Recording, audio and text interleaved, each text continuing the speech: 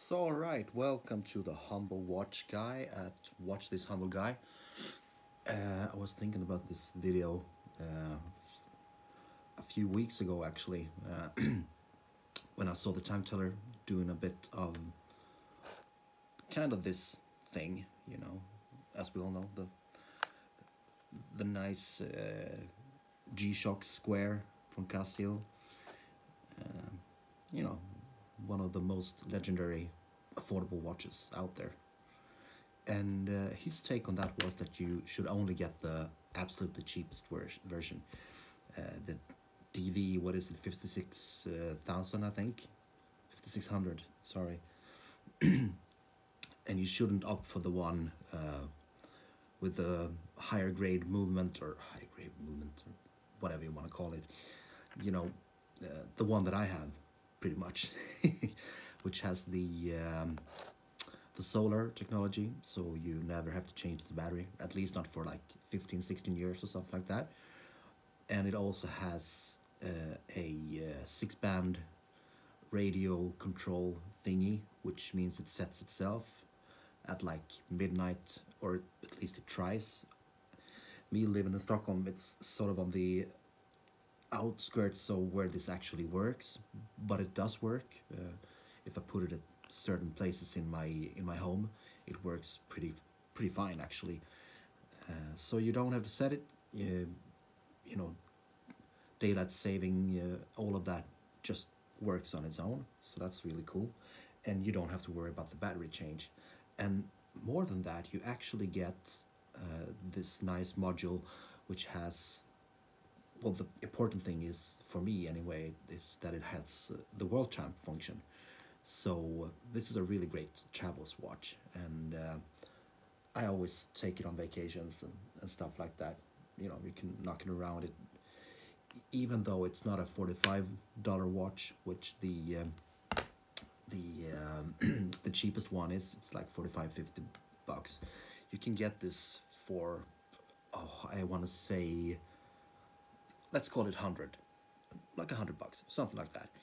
And it's I mean, either way, it's not a lot of money. And if you don't live in Europe, because his thing was, the time teller that is, that the 6-band thingy doesn't really work there anyway, because they're gonna take down that. But here in Europe, it actually works as it is. Right now anyway. We'll see what's gonna happen with that in the future, but now it works, and you also get that nice solar thing, and you also get the world chime function, which both of them I really enjoy. So yeah, I would say that you should absolutely opt, if not for this one, then the little brother of this one, which only has the solar thing, as well as the module, of course, so you still get the world chime. And that is a little bit less expensive than this one. It's around the $80 mark, I think. I used to have that one, and then I got this one and got rid of the other one. And also, the case back is a lot nicer on this one as well. It's like a milled thing instead of that pressed, cheap-looking thing. So, you know, overall, it feels like a nicer watch. You know, it looks like and it feels like a nicer watch. So the dimensions, this is the smaller, you know, when it comes to Casio, they can be huge. But this one is very wearable on most wrists, I would say. And it's like a 42 or something across, and maybe, could it be close to 50, I would guess, depending how you measure it, but I would call that under 50, like 48 or something. So it's, and that's, you know, from here to here, something like that. So it slopes down, and it's gonna hug your wrist anyway. I'm gonna put it on so that you can have a little look actually. I'll put it on my right wrist because the left one is occupied by my SKX. So there you go. On my 7-inch wrist, it's not, absolutely not too big, and you should be able to pull this off even if you got like a 6 inch wrist, I would say. So yeah, a cool piece, and I think everybody should have. That's where we absolutely agree, me and the time teller. Everybody should have a G-Shock, and there are tons of different ones out there, and this one for sure is my favorite because it looks like the standard one, but it has these lovely functions that I actually use. I mean, I do use the timer every now and then, actually for my beer, because when I get home I throw it in the fridge, and then I set this one for like 45 minutes.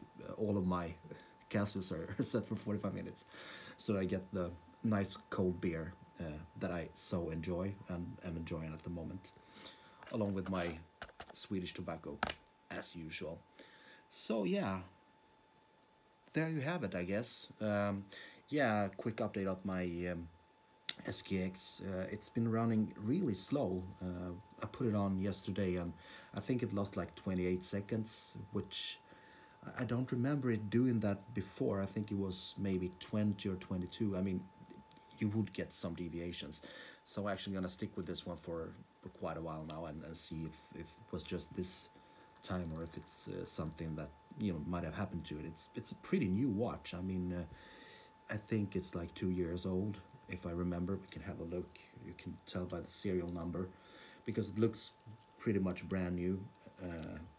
And the first number in the serial number gives you sort of the second number of the year. So this one is 7, so it's either a 97, which it could be, but it looks way too new for that. So that means it's probably a 2017 or 2007. I didn't even think of that, but I don't think so. I think this is a 2017. When I got it, it looked pretty much brand new, and I actually think that it was stated in the ad that advert. Well, you know what I mean. That it was a couple of years old, or he had it for like a year or something like that. And I